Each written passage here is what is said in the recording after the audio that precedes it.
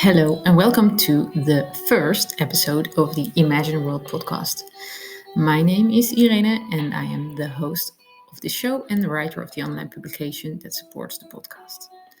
Imagine a World is a place to connect and share dreams of a new world. A world in which we can be ourselves and live according to our own rhythm. Find the blog on irenevangent.substack.com. The link is in the show notes. It would mean the world to me if you would become a member of the publication and share your dreams with me and the other members.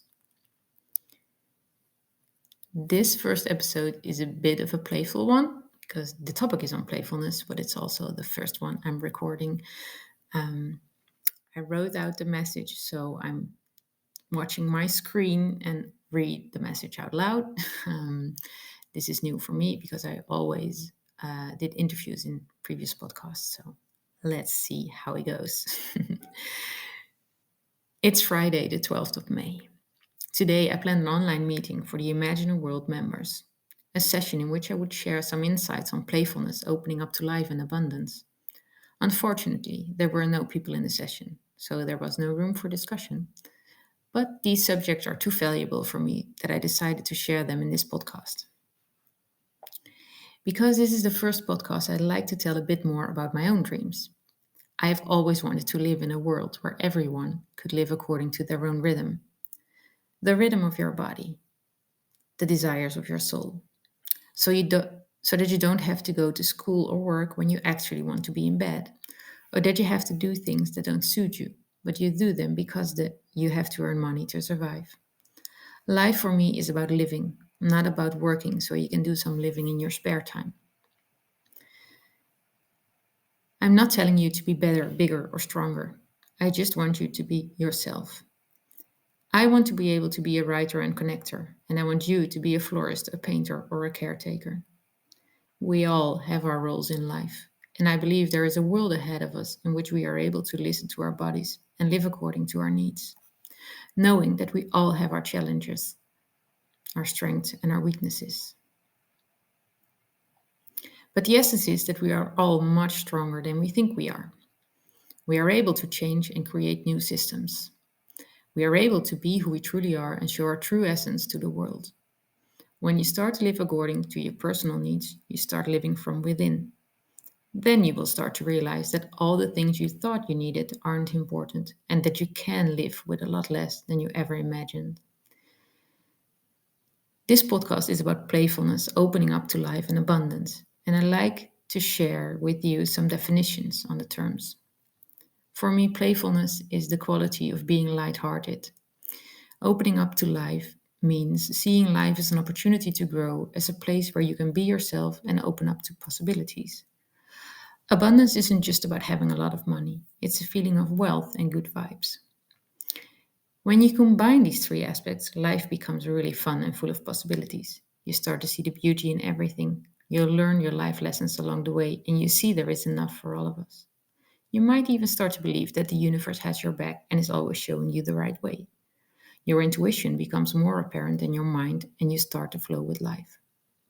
This is the most beautiful feeling you can have because everything seems possible.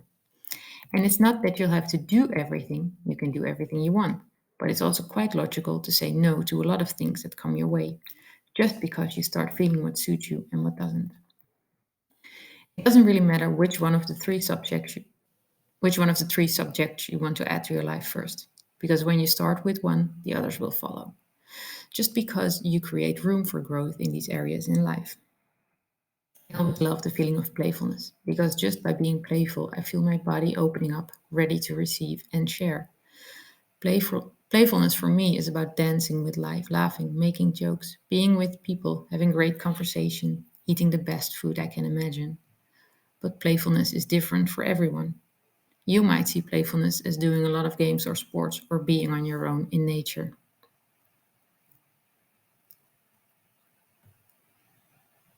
The last months I realized how much music helps me to become more playful. Something I had totally forgotten in all my seriousness on mindful living. Music makes me dance, and dance is a great way to move your body and play with its own rhythm and movements, especially when you just move like no one is watching. Don't make choreographed moves. Feel the rhythm in your body and move according to what the music is showing you. You can even dance without music, which makes the connection to your body even stronger. Without music, your body really starts moving in its own way. I like music though, because it often shows me how I feel.